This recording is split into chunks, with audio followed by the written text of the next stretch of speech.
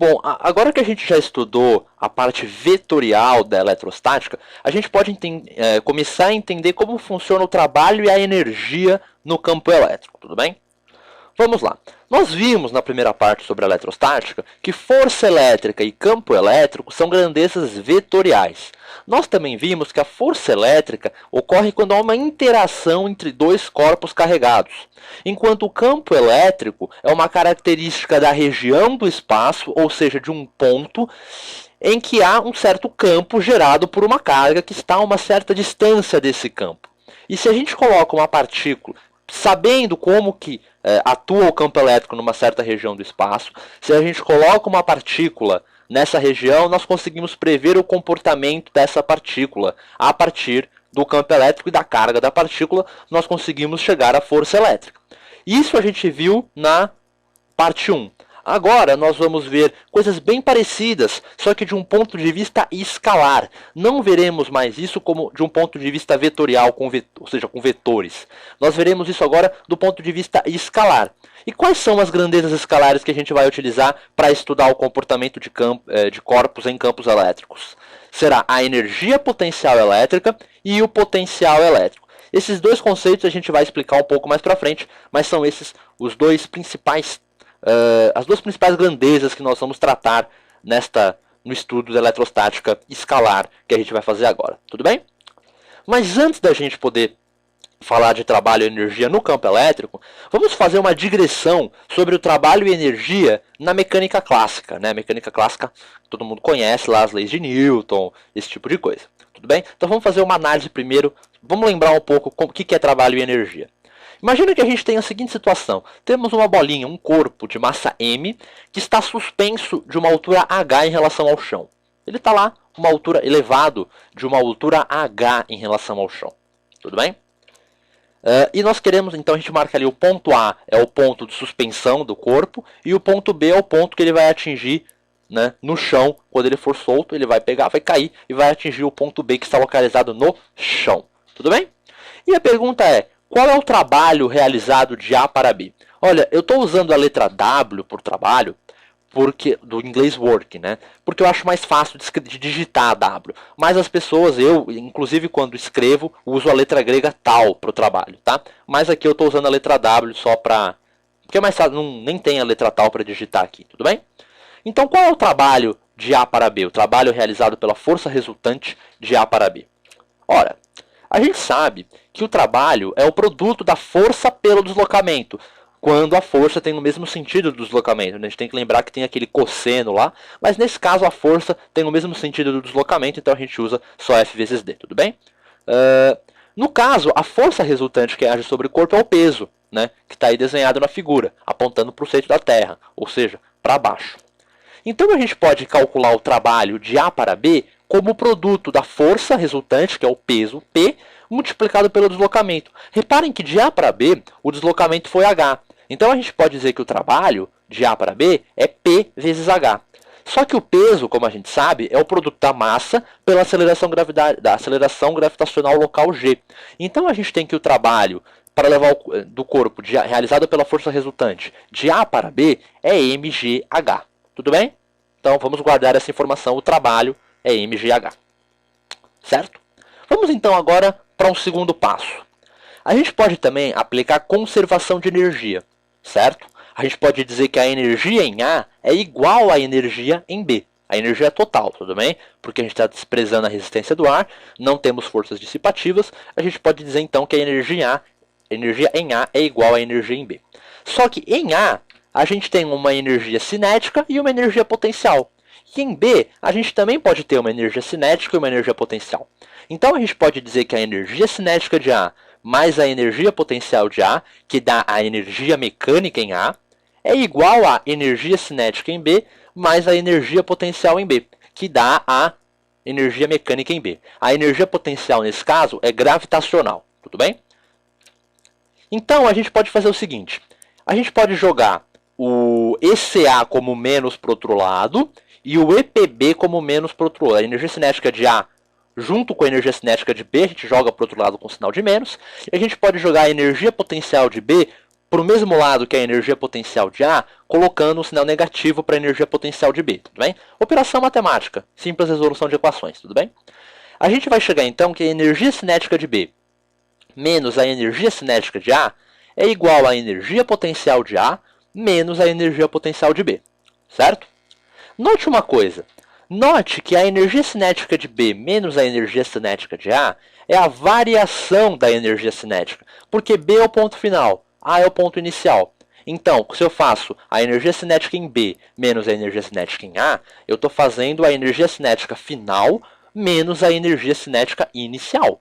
Então, isso nos dá a variação da energia cinética. Tudo bem? Então, aí desse primeiro lado da equação, a gente conseguiu tirar a variação da energia cinética. Agora, do outro lado da equação, a gente tem energia potencial inicial, que é em A, menos a energia potencial final, certo? Que é em B. Nesse caso, a gente pode dizer, então, que isso é igual a menos a variação da energia potencial. É menos delta da energia potencial. Por que menos? Porque é o delta ao contrário, né? Eu estou fazendo inicial menos final. Então, é um delta com um sinal de menos, né? É o delta ao contrário, certo? Então, a gente tem a seguinte igualdade. A variação da energia cinética é igual a menos a variação da energia potencial. Isso é muito importante. A variação da energia cinética é igual ao inverso, né, o oposto da variação da energia potencial. Tudo bem? Então vamos analisar um pouco a energia potencial. Note que o menos a variação da energia potencial, né, que acaba sendo energia cinética, né, é igual à energia potencial inicial menos a final. Né, o delta ao contrário. Então fica energia potencial em A menos energia potencial em B. Note que a energia potencial em A vai ser mgh, né? Energia potencial em A é mgh, como a gente define. E em B, como a gente adota, nesse caso, a B como ponto de altura zero. Então a energia potencial em B é zero, porque vai ficar mg vezes zero, que é zero. Tudo bem?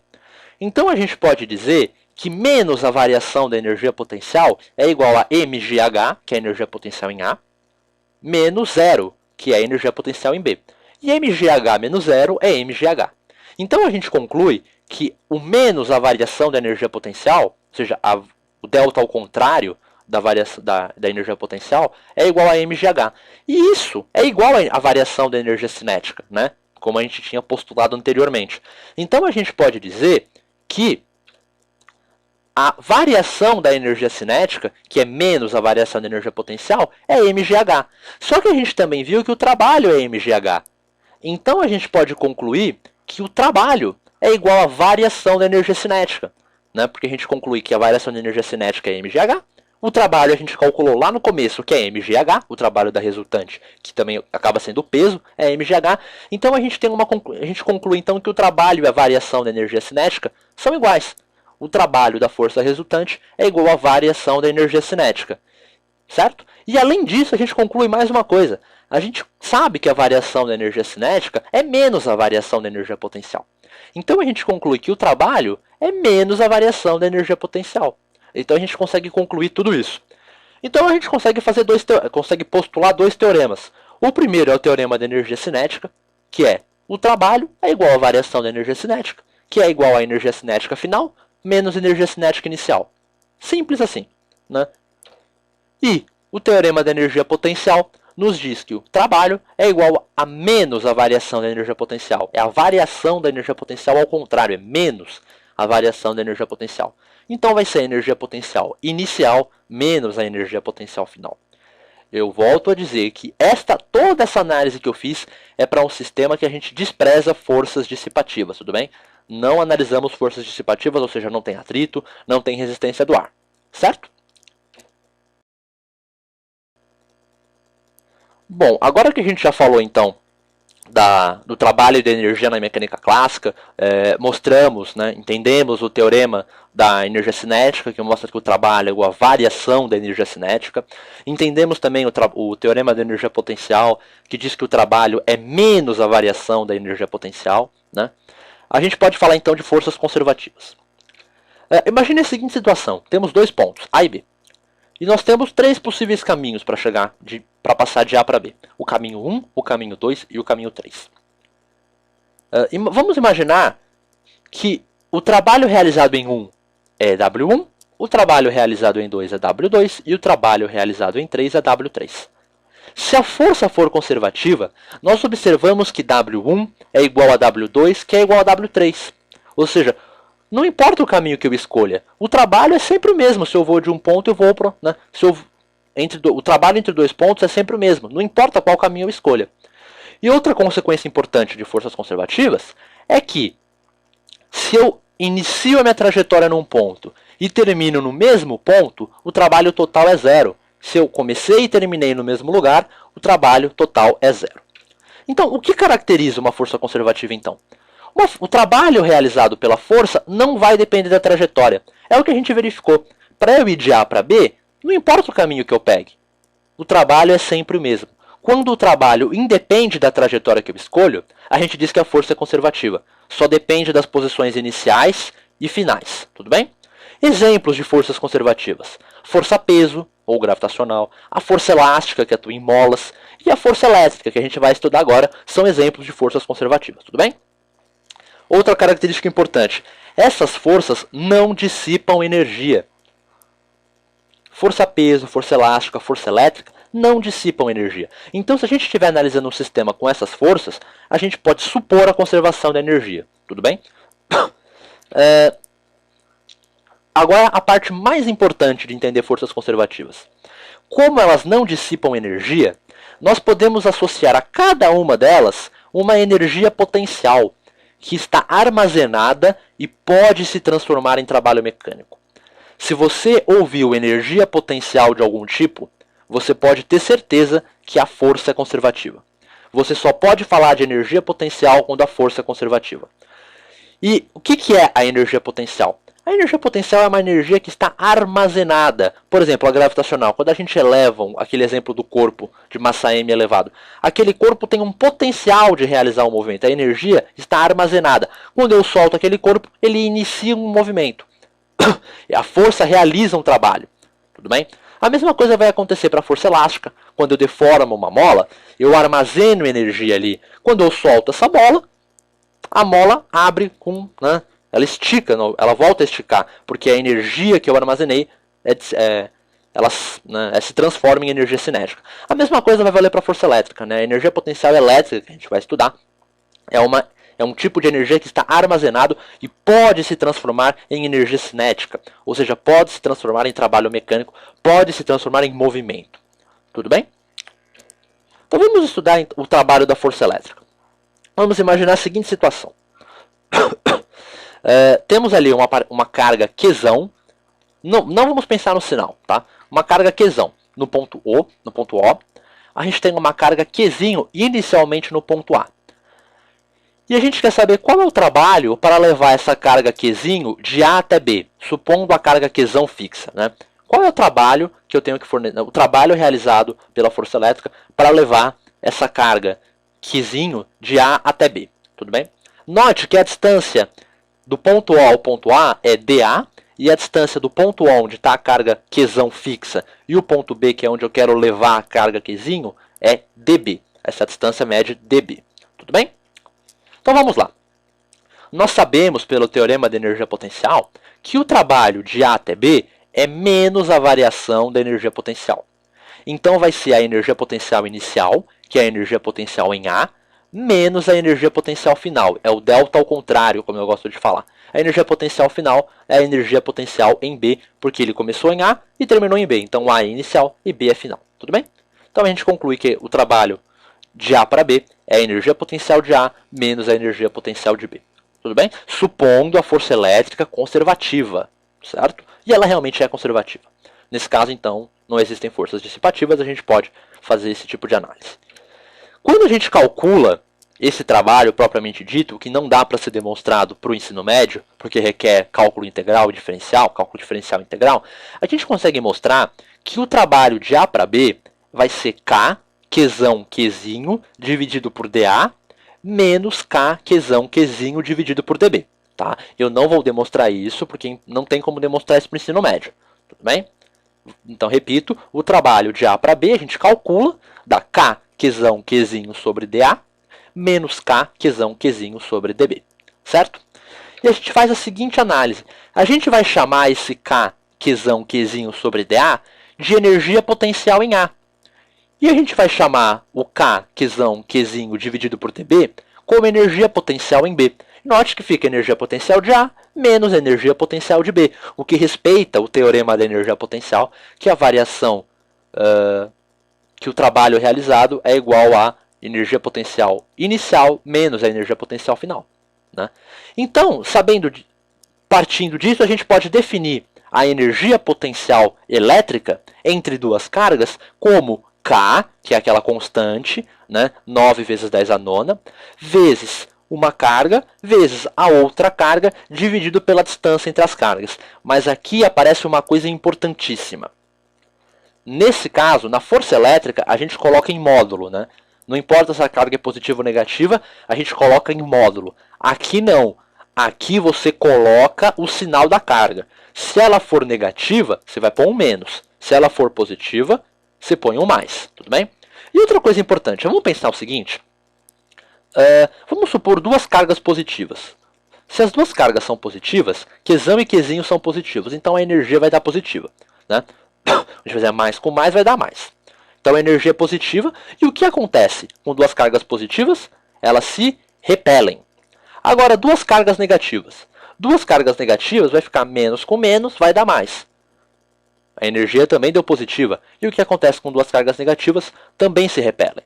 Agora, e se uma carga for positiva e a outra for negativa? Aí vai ficar mais vezes menos. Mais vezes menos é menos. Então a energia é negativa. E o que acontece com cargas de sinais contrários? Se atraem. Note o seguinte. Quando as cargas têm mesmo sinal, há uma repulsão. E a energia é positiva. Quando a energia potencial elétrica é positiva. Né? Quando as cargas são de sinais contrários, há uma atração. E a energia potencial elétrica é negativa. Interessante isso, né? E para terminar essa parte de energia potencial elétrica, como a gente pode calcular a energia potencial elétrica para um sistema de várias cargas? Imagina que a gente tem o seguinte sistema. São 4 cargas, Q1, Q2 e Q3 e Qzinho, né? Como que eu posso calcular a energia potencial elétrica total do sistema? É simples. A gente calcula a energia potencial elétrica de cada interação. A gente faz Q1 com Q, Q2 com Q, Q3 com Q, Q1 com Q2, Q2 com Q3 e Q1 com Q3. Todas as interações possíveis a gente faz. Considera todas as possíveis interações. Faz essas interações. E depois a gente calcula a energia potencial elétrica total do sistema. Somando todas elas. Tudo bem? Note que é uma soma algébrica. Não é vetor. Energia não é vetor. A gente simplesmente soma os números. E a energia pode sim ser negativa. Tudo bem? Energia potencial elétrica pode ser negativa. Bom, agora que a gente já entendeu o teorema da energia cinética, o teorema da energia potencial, e viu como a gente pode aplicar isso para a força elétrica, entendendo como a gente pode calcular a energia potencial elétrica de uma interação de duas cargas, a gente pode falar então de potencial elétrico. Muito importante, energia potencial elétrica é uma coisa, potencial elétrico é outra, tá bom? Não vamos misturar as coisas, são duas coisas diferentes.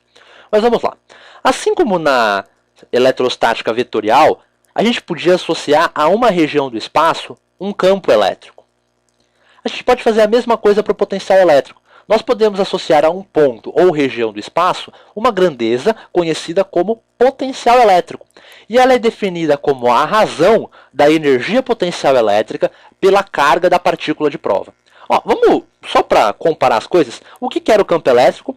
O campo elétrico era a razão da força elétrica dividido pela carga da partícula de prova. Agora, o potencial elétrico é muito parecido, só que ao invés de fazer a força dividida pela carga, eu vou fazer a energia potencial elétrica dividida pela carga. Tudo bem? Então, a definição de potencial elétrico, que a gente denota com a letra V, é energia potencial dividido por Q. Vamos analisar as unidades. Energia, a unidade de energia é Joule. E carga, a unidade de carga é Coulomb. Então a unidade do potencial elétrico é Joule por Coulomb. Note que interessante isso. Joule por Coulomb, energia por carga. Isso nos dá uma ideia de que o potencial elétrico é a energia por unidade de carga. Ou seja, para cada coulomb de carga que eu coloco naquele ponto, vai agir uma certa energia. Né? E essa energia é o potencial, no caso. Para cada coulomb, vai ter uma energia potencial elétrica. E o valor dessa energia potencial elétrica para um coulomb é o potencial elétrico. Tudo bem? Então essa é a ideia. Unidade de potencial elétrico, então, joule dividido por coulomb. Só que a gente não vai ficar escrevendo joule dividido por coulomb. Nós vamos adotar uma unidade chamada volt. A unidade do potencial elétrico vai ser o nosso volt. Tudo bem? Vamos então fazer essa conta aqui. Imagina que a gente tem a seguinte situação. Uma carga fixa Qzão e uma carga de prova Qzinho, a uma distância d do Qzão. A gente tem que a energia potencial elétrica é K, Qzão, Qzinho dividido pela distância. Note que não é distância ao quadrado. Distância ao quadrado é para força. Tá? Energia potencial elétrica é só distância. E outra coisa importante, quando a gente calcula a força elétrica, a gente coloca as cargas em módulo. Aqui não, se a carga for negativa, a gente coloca a carga com o sinal negativo na conta. Tudo bem? Mas então a gente tem que calcular o potencial elétrico, gerado pela carga Qzão no ponto onde está a carga Qzinho. Então a gente faz o quê? A gente vai dividir a energia potencial elétrica pela carga de prova, que é Qzinho. Então vai ficar K, Qzão, Qzinho, dividido por D. E a gente divide tudo isso por quê? Então a gente obtém que o potencial elétrico gerado pela carga Qzão a uma distância D vai ser K, Qzão dividido por D. Note que é muito parecido com o campo elétrico, né? É muito parecido com o campo elétrico. E o potencial pode ser negativo? Pode. Se a carga for negativa, o potencial elétrico vai ser negativo. Ou seja, se a carga que gera o campo, campo elétrico, consequentemente o potencial elétrico, nesse caso a gente pode dizer que existe tanto um campo quanto um potencial elétrico. O campo vai ser K Qzão sobre D quadrado e o potencial elétrico K Qzão sobre D. Tudo bem? Então, por que é importante entender o potencial elétrico? Assim como o campo elétrico, por que a gente tinha que aprender o campo elétrico? Porque se a gente conhecesse o campo elétrico num ponto, a partir do momento que a gente soubesse qual era a carga que a gente colocasse naquele ponto, a gente conseguia saber qual era o comportamento daquele ponto do ponto de vista daquela carga, do ponto de vista de forças. O potencial elétrico é muito semelhante.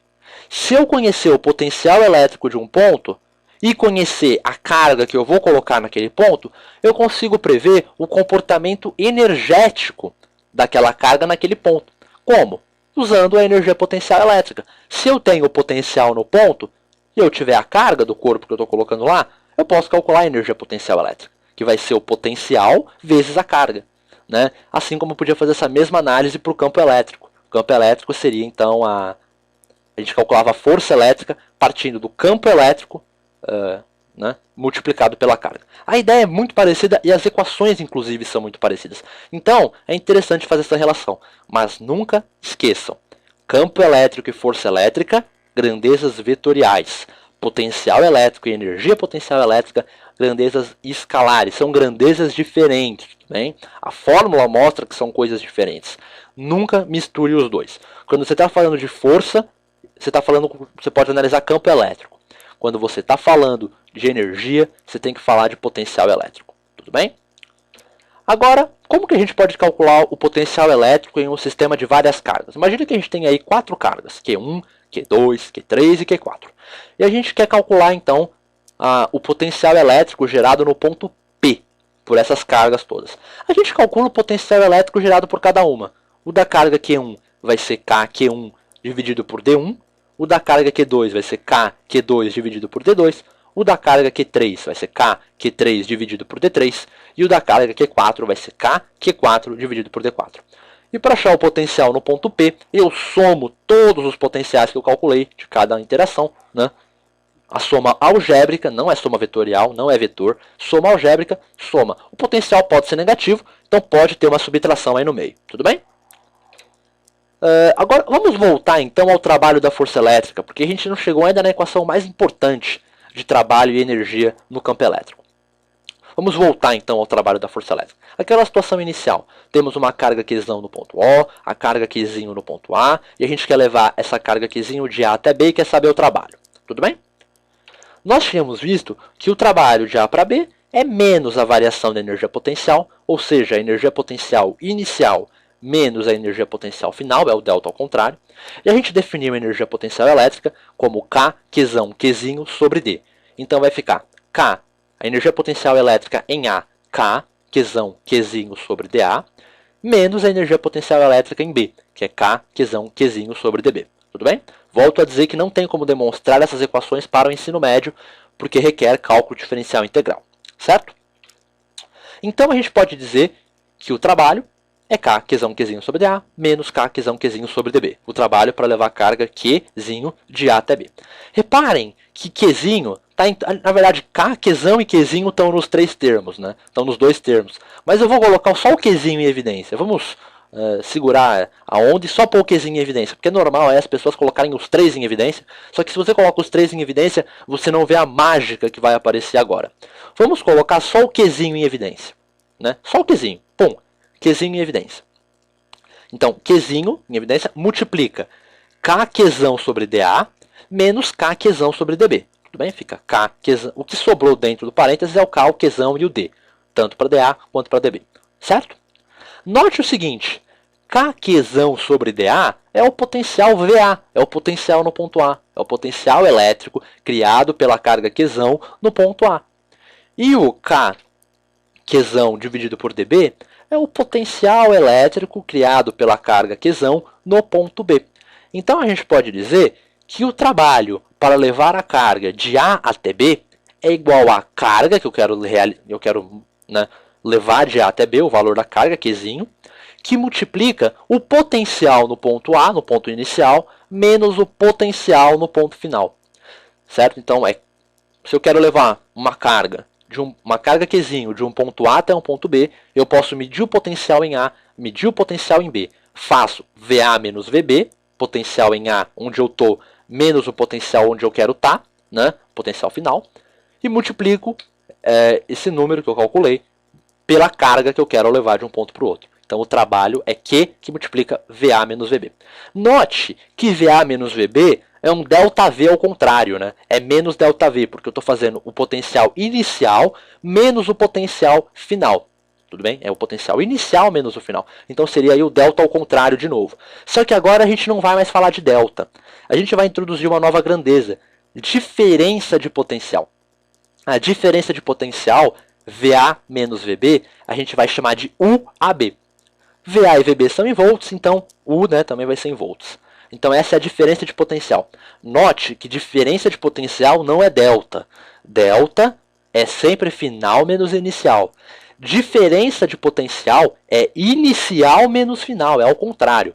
Então lembre-se que DDP, que é a diferença de potencial, né, não é delta, é um delta ao contrário, vamos pensar assim.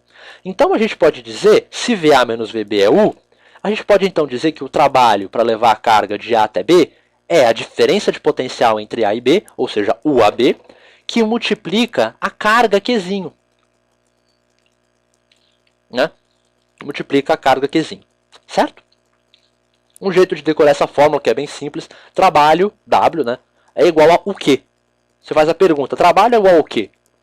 A fórmula é U vezes Q, certo? Uma coisa interessante, quando eu vou de A para B, eu faço VA menos VB, tudo bem? Então eu chego num U. Agora, e se eu vou de B para A? Se eu vou de B para A, eu vou fazer VB menos VA. Note que quando eu vou de A para B, eu acho um trabalho. Quando eu vou de B para A, eu acho um trabalho também. E esse trabalho tem a mesma intensidade, né? Tem o mesmo valor numérico. Porém, o sinal dele vai ser trocado. Porque, vamos supor então que VA é maior que VB. Então, VA menos VB é positivo. Imagina que VA é 4 e VB é 2. Então, vai ficar 4 menos 2. Isso deu 2. A diferença de potencial deu 2 entre A e B. Só que se eu fizer a diferença de potencial entre B e A, aí vai ser o quê? Vai ser VB menos VA. VB era 2, VA era 4, fica 2 menos 4. Aí dá menos 2. Então, note que se o potencial de A para B é positivo, o de B para A é negativo. Né? Eles são...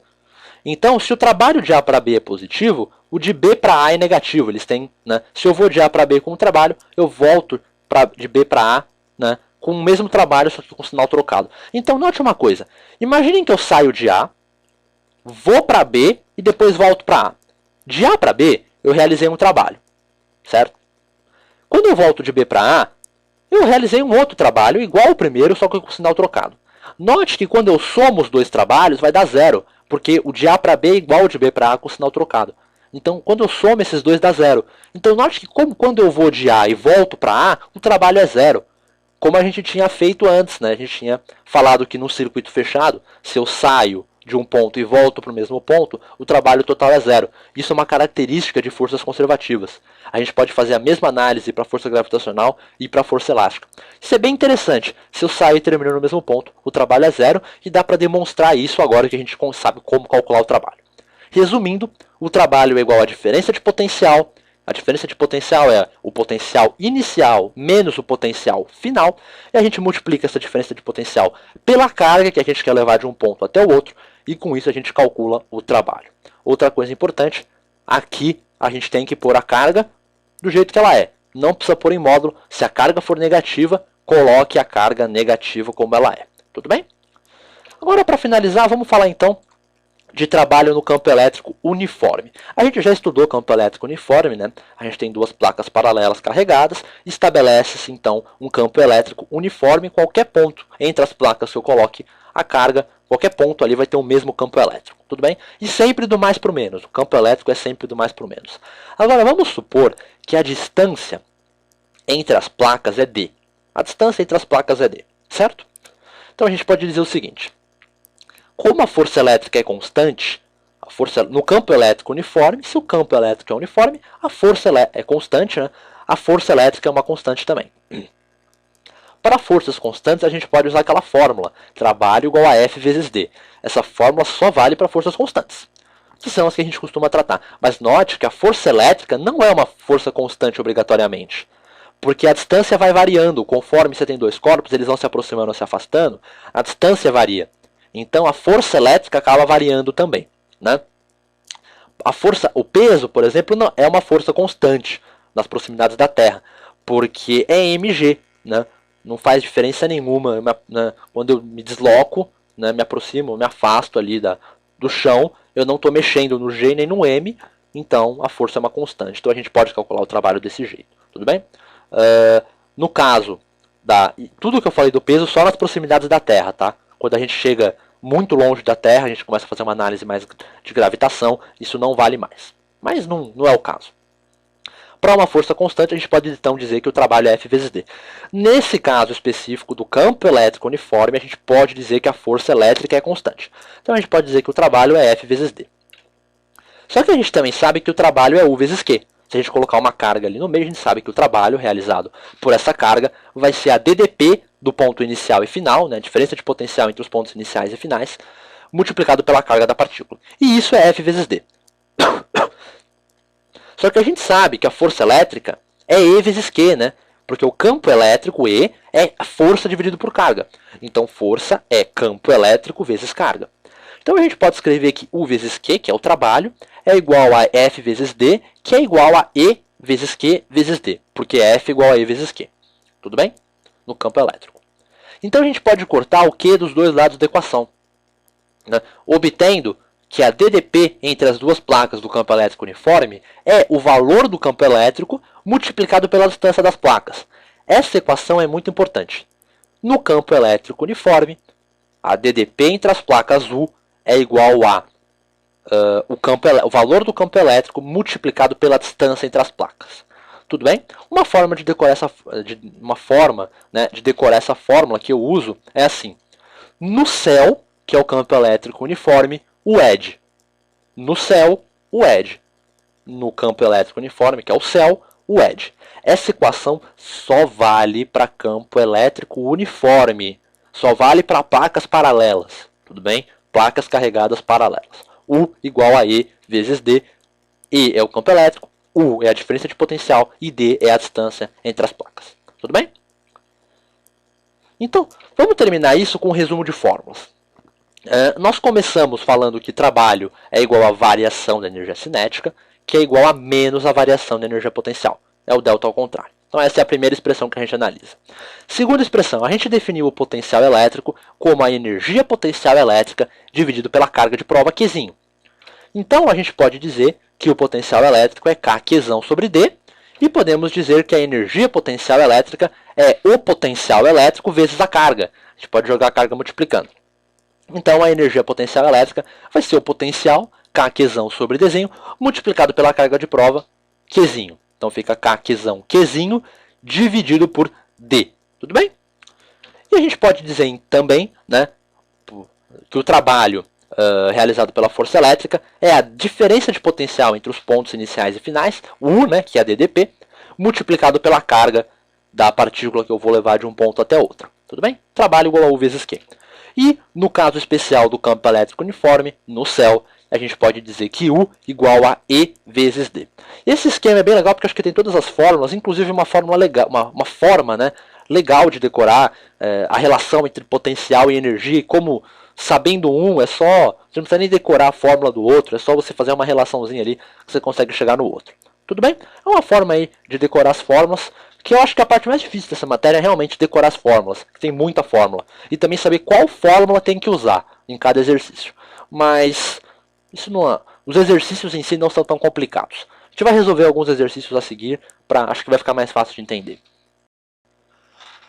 Bom, agora que a gente já viu o conteúdo, né, de trabalho e energia no campo elétrico, vamos resolver aí alguns exercícios. O primeiro exercício que a gente vai resolver fala o seguinte: 3 corpos pontiformes idênticos de carga elétrica igual a 2 Coulomb são posicionados nos vértices de um triângulo equilátero de lado 1,5 metros. Determine a energia potencial elétrica total do sistema. Então, ele falou que você tem 3 corpos iguais de mesma carga que são posicionados nos vértices de um triângulo equilátero e deu a medida do lado desse triângulo. Ele pede para a gente falar a energia potencial elétrica total. Então vamos lá. Temos aí um triângulo equilátero. Nos vértices dos triângulos temos as cargas Q, né? Eu marquei elas como Q. Elas valem 2 Coulomb, a gente já sabe disso. E os lados do triângulo, que eu chamei de D, valem 1,5. Esse problema, na verdade, é bem simples, então dá pra gente resolver direto numericamente. Mas vamos primeiro fazer uma conta literal, né? Porque alguns problemas mais difíceis vale mais a pena fazer por letras e só no final substituir os números. Tudo bem? Então vamos lá.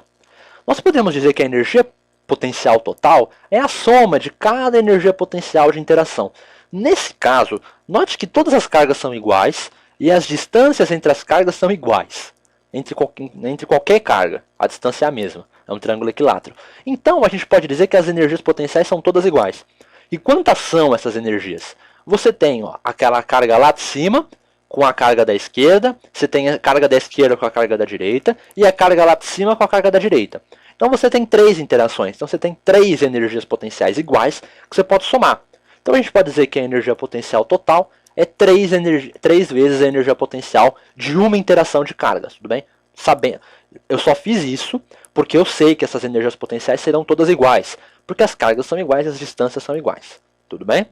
Agora, se fossem cargas diferentes, com distâncias diferentes, você teria que calcular na marra cada uma e depois somar tudo. Certo? A energia potencial vai ser K, né, constante, né, vezes uma carga, vezes a outra carga, então vai ficar Qzão vezes Qzão, Q vezes Q, dividido por D. Não vamos nos importar com o sinal. Aliás, vamos nos importar com o sinal, né, na hora de substituir. Por enquanto não vamos nos importar. Então a gente vai ter que a energia potencial total vai ser 3 vezes K, né, que multiplica Q quadrado, porque eu vou ter o Q vezes Q, dividido por D. O 3 é porque eu já tinha dito, são 3 energias potenciais que eu tenho que somar. Então essa é a resposta literal da questão. Agora vamos substituir os números, né? Vai ficar 3 vezes K, K é 9 vezes 10 a nona, vezes Q quadrado. Q é 2 ao quadrado, 4, né? Vezes 4, dividido pela distância. A distância é 1,5, então divide por 1,5. A gente pode simplificar o 3 por 1,5, dá 2. Então vai ficar 2 vezes 9 vezes 4. 2 vezes 9, 18 vezes 4, 72. Então a gente acha como resposta 72 vezes 10 a nona joule. Energia sempre em joule.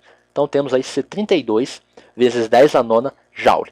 E isso é igual a 7,2 vezes 10 a décima joule. A gente pode passar para a notação científica, né? Fica aí 7,2 vezes 10 a décima joule. É um problema bem simples, né? Você tem cargas iguais nos vértices de um triângulo equilátero, a energia potencial elétrica total do sistema é a soma de todas as energias potenciais. Se tem 3 energias, então vai ser 3 vezes a energia de uma energia, né? Calcula uma energia, K, Q sobre D, faz a conta e aí dá essa resposta aí. Tudo bem? Questão bem simples. Vamos para a questão 2. A questão 2 é um pouco mais complicada. Ele fala assim: um corpúsculo de 0,2 gramas eletrizado com carga de 80 vezes 10 a menos 6 coulomb, ou seja, 80 microcoulomb, varia sua velocidade de 20 metros por segundo para 80 metros por segundo ao ir do ponto A para o ponto B de um campo elétrico. E ele pergunta: qual é a diferença de potencial entre os pontos A e B? Então, a lógica é a seguinte: você tem um corpo, tem uma massa. Esse corpo tem uma carga também. E ele variou a velocidade. Se ele variou a velocidade, a gente pode dizer que ele variou a energia cinética. Se a gente tem a carga, o que a gente precisa para calcular o trabalho? A DDP. Se ele variou a energia cinética, a gente consegue calcular o trabalho? Consegue. Então a gente pode igualar essas duas equações. Vamos ver como isso acontece? A velocidade inicial do corpo é 20 metros por segundo. A final é 80 metros por segundo. Então a gente pode calcular a variação da energia cinética. Se a velocidade variou, a energia cinética também variou. O trabalho, como a gente sabe, é a variação da energia cinética. Né? Teorema da energia cinética, como a gente sabe, o trabalho é a variação da energia cinética, que é menos a variação da energia potencial. Então a gente vai ter m, v final quadrado sobre 2, que é a energia cinética final, menos m, v inicial ao quadrado sobre 2, que é a energia cinética inicial. Então vai ficar a energia cinética final menos inicial. Né? Lembrando que a energia cinética é sempre mv quadrado sobre 2. A gente pode fazer essa conta, né? Vai ficar 0,2 vezes 10 a menos 3. Por que eu multipliquei por 10 a menos 3? Porque ele deu em gramas, eu tenho que passar para quilogramas. Eu estou fazendo contas de mecânica, então a conta tem que estar tudo no sistema internacional. Então massa em quilogramas. Multiplico isso pela velocidade final ao quadrado, então vai ficar 80 ao quadrado, que é 6.400, e divido por 2. E faço isso menos 0,2 vezes 10 a menos 3, que é a massa. Multiplico pela velocidade inicial ao quadrado, então vai dar 20 ao quadrado, que é 400, né? E divido isso por 2. Na hora que eu faço essa conta, que né, não é nem tão complicada, eu acho que o trabalho é 0,6 joule. Né? Não se esqueça sempre de fazer conta em notação científica, simplifica bastante. Dá 0,6 joule. Esse é o trabalho. Só que a gente também sabe que o trabalho da força elétrica é U vezes Q. Né? Então a gente pode dizer que o trabalho, que é 0,6, é igual a U vezes Q. E Q foi fornecido, que é 80 vezes 10 a menos 6. Então a gente pode dizer que Q vezes U igual a W. Né? U vezes Q é igual ao trabalho. A gente já calculou o trabalho pela variação da energia cinética, que ele forneceu as velocidades. A gente conseguiu calcular a variação da energia cinética. Isso é o trabalho. E ele deu Q, dá para achar U. Certo? Então vai ficar 80 vezes 10 a menos 6, que é Q, que multiplica U, que é a DDP, e isso é igual ao trabalho, que é 0,6. A gente faz essa conta e obtém que a diferença de potencial entre os pontos A e B é 7.500 volts, né, que é a unidade de potencial elétrico. Tudo bem? Questão tranquila, bem clássica essa questão, né?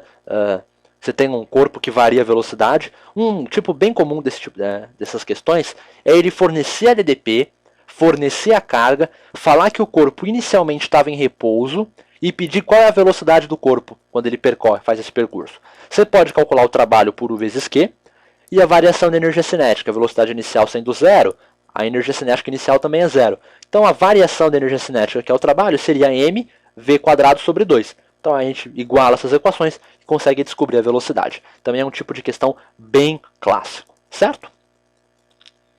Vamos terminar então com essa questão número 3. Ele fala assim: uma partícula carregada de massa m e carga q atravessa um campo elétrico uniforme sem sofrer desvios e mantendo sua velocidade constante.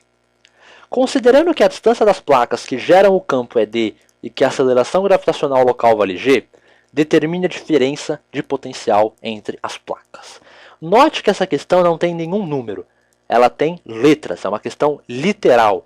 Massa m, carga q, campo elétrico, placas a uma distância d, aceleração gravitacional local g. Então é uma questão literal. Não vamos fazer conta, tudo bem?